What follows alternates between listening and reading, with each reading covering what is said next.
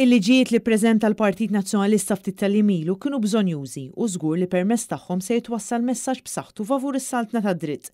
Ex qal l-editur tal-Malta Today Matthew Vella meta kien qed jikkummenta dwar it-12 abbozz li ġew preżentati s-sibt filgħodu f'abbozz wieħed mill-kap tal-Partit Nazzjonalista Bernard Grech. Jidher li huwa qafas importanti ta' liġijiet li l-Maltin għandhom bżonnhom, mhux biss liġijiet importanti fil-kuntest ta' klassi politika, imma anke liġijiet li ħarsu id-drittijiet tagħna bħala ċittadini f'ħafna f'sfera wiesa ta' azzjoni politika u anke ta' azzjoni ċivika.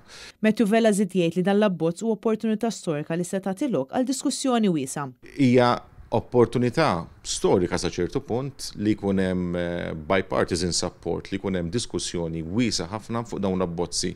U jekk imbagħad ikun hemm bżonn li jiġi diskussi d-dettall, ovvjament għalhekk hemm il-kumitati tal-Parlament. Imma naħseb li opportunità kbira wkoll mhux biss għall-politiċi biex jitkellmu fuq dawn il-liġijiet.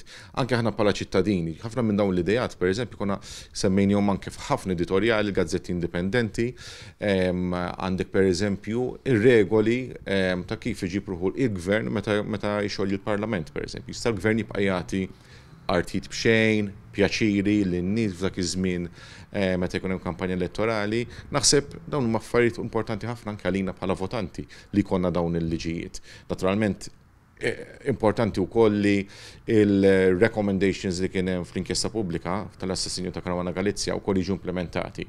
Ġifier ma naħsibx li huwa żmien fejn għandna nillitigaw bejn il-partiti, ikun hemm ġlied bejn il-partiti fuq min jipproponi jew xi hawnhekk hemm opportunità sabiex ikun hemm diskussjoni wiesa ħafna fuq dawn il-liġijiet. Matthew Vella kien wieħed minn ħafna li fl-aħħar jiem faħru dan il-pass illi ħal Partit Nazzjonalista illi fassal abbozz ta' liġi importantissimu li fih jiġbor b'kollox 12 il-abbozz separat. Il-Kamra tal-Kummerċ ukoll kellha reazzjoni pożittiva u qalet li permezz ta' 12 il-abbozz li ressaq il-Partit Nazzjonalista, l-Oppożizzjoni ħadet l-inizjattiva u resqet proposti leġislattivi konkreti li indirizzaw in-nuqqasijiet identifikati fl-inkjesta pubblika dwar l-assassinju tal-ġurnalista Daphne Caruana Galizia. Saħqet li l-Parlament huwa l-fera leġislattiva tal-pajjiż u għalhekk huwa xogħol il-membri parlamentari li jilleġislaw u jagħmlu proposti leġislattivi.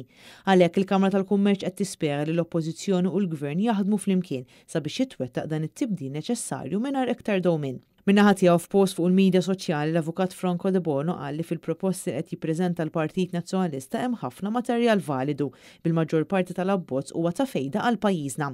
L-abbozz jinkludi fost oħrajn qatt li jelenka id-dmirijiet tal-Gvern fl-interess tal-ġid komuni, qatt li jistabbilixxi uffiċċju ta' maġistrat inkwirenti speċjali kontra l-korruzzjoni, qatt biex jipprovdi għodda aħjar lill-Pulizija fl-investigazzjoni ta' delitti gravi u qatt biex jipprovdi l-ogħla protezzjoni possibbli għad-dritt ta' ġurnaliżmu ħieles, indipendenti u imparzjali bħala wieħed mill-pilastri ewlenin tas-saltna tad-dritt.